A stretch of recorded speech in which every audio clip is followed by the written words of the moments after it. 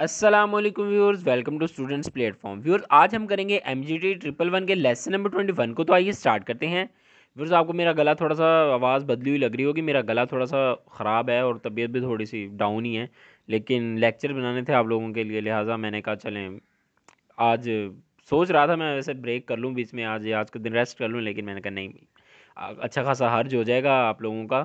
तो मैंने कहा चलें स्टार्ट करते हैं। डिसीजन मेकिंग के अंदर सबसे पहले डेफिनेशन है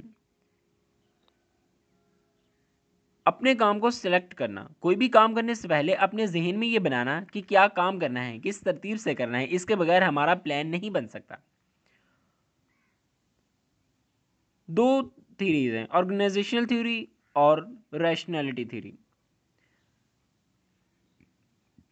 ऑर्गेनाइजेशनल प्रोसेस मॉडल जो है, इसके अंदर कह रहा है कि तमाम ऑर्गेनाइजेशंस में एक बाकायदा रूल होता है। हर काम के लिए रूल्स होते हैं, हर काम के लिए प्रोसीजर्स होते हैं, मतलब एक पूरा सिस्टम होता है। कोई भी फैसला किया जाता है तो वो एक बाकायदा रूल और प्रोसीजर्स को देखते हुए किया जाता है। रैशनैलिटी इन डिसीजन मेकिंग दूसरी थ्योरी, इसके अंदर कह रहा है कि कोई भी मसला हल करने के लिए अक्ल और शऊर का इस्तेमाल करना, मतलब एक प्रॉपर तरीका, एक मैनेज्ड चीज़, एक मैनेज्ड तरीका इस्तेमाल करना। रैशनैलिटी इसको कहते हैं। लोगों का एक प्रॉपर और मुनज़्ज़म तरीके पर चलते हुए अपने गोल्स को अचीव करना रैशनैलिटी कहलाता है। चार इसकी चीज़ें हैं जो कि इसके अंदर शामिल हैं। रेलेवेंट इंफॉर्मेशन है, एनालाइज इंफॉर्मेशन है, evaluate and make choice. Limited rationality में क्या कह रहा है?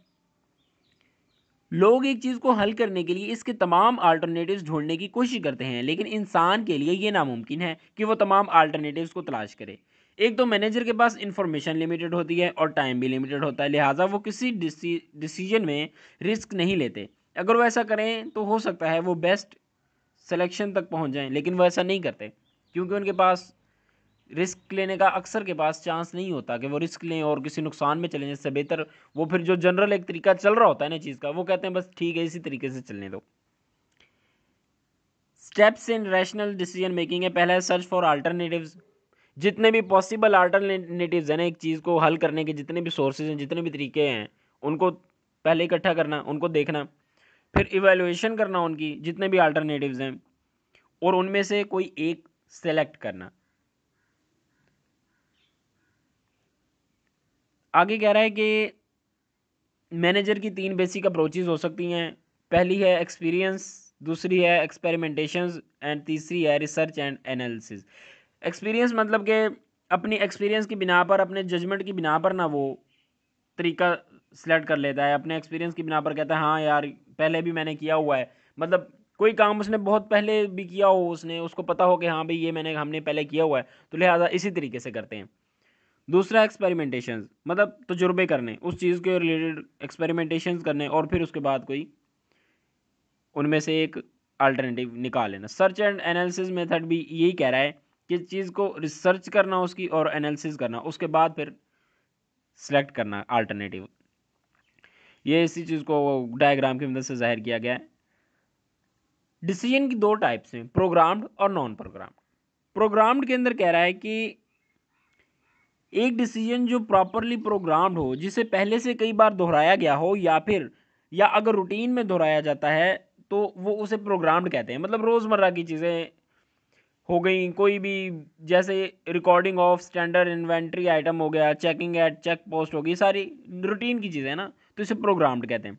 नॉन प्रोग्राम्ड वो होते हैं कि जब कोई नई चीज़ मार्केट में इंट्रोड्यूस करानी हो, किसी नई चीज़ से जिसका पहले से किसी को एक्सपीरियंस ना हो, उसे नॉन प्रोग्राम्ड कहते हैं। आगे है डिसीजन मेकिंग सिचुएशंस। दो तरह की हैं, दो तरीके इसके अंदर है। मैथमेटिकल मॉडल है और जजमेंट एंड एक्सपीरियंस है। मैथमेटिकली मतलब कि ऑब्जेक्टिवली हिसाब किताब लगा के हल करना, और जजमेंट और एक्सपीरियंस को हम आपने ऊपर देख लिया है, बस बाकी फर्दर डिटेल नहीं इन्होंने दी हुई, ना ही हम इसको डिटेल में जाएंगे। Approaches to decision making, risk analysis, decision tree और रेफरेंस थ्योरी। पहली है रिस्क एनालिसिस। एक काबिल मैनेजर जो है वो रिस्क लेगा, वो रिस्क को प्रेफर करेगा। इससे फैसले की क्वालिटी को बेहतर किया जा सकता है। रिस्क लेने का क्या फ़ायदा है, इसको आगे देखते हैं। दूसरा है डिसीजन ट्री। डिसीजन ट्री के अंदर क्या है कि रिस्क में और डिसीजन ट्री में सिर्फ इतना फ़र्क है कि डिसीजन ट्री में फैसलों को एक ब्रांचेस की शक्ल में बना दिया जाता है, ब्रांचेस की शक्ल इख्तियार कर लेते हैं फैसले।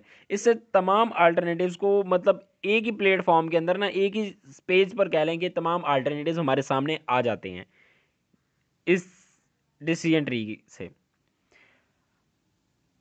आगे है नंबर 3 पे, प्रेफरेंस और यूटिलिटी थ्योरी एक्सप्लेन करती है कि अगर किसी चीज़ में बेनिफिट बहुत ज़्यादा है लेकिन इसको हासिल करने के चांस बहुत कम है, तो जो मैनेजर होगा रिस्क लेने वाला, वो रिस्क लेगा चाहे बेशक चांस बहुत कम है। ये मैनेजर का एटीट्यूड दिखाता है towards risk. It tells how much a manager can take risk. यह थ्योरी जो है, प्रेफरेंस थ्योरी जो है, इसके मुताबिक ये चीज़ बताती है कि एक मैनेजर कितना रिस्क ले सकता है। आपको ये जो तीनों ऊपर देखें ना, रिस्क हो गया, प्रेफरेंस थ्योरी हो गई और डिसीजन ट्री हो गया, इन तीनों को मैं एक एग्जांपल से समझाता हूँ। जनरल जो बात इन तीनों में की गई है, एक चीज़ है जिसका बेनिफिट जो है 60% है,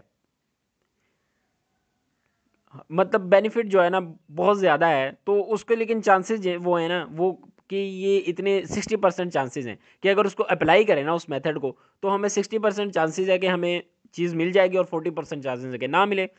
अभी एक अच्छा मैनेजर जो होगा ना, वो क्या करेगा, वो उस चीज़ को अडॉप्ट करेगा। वो कहेगा खैर है, रिस्क लेता है, वो रिस्क लेगा और वो 60% जो है वो करेगा। लेकिन वो कह रहा है इसके अंदर, थ्री के अंदर ये कह रहा है कि ये ज़रूरी नहीं है कि अगर 90% भी बीच में हो ना बंदे के पास, 90% भी मैनेजर के पास हो चांस कि बेनिफिट मिल सकता है, 10% नुकसान हो और 90% उसे पता हो कि वो फ़ायदा हो सकता है।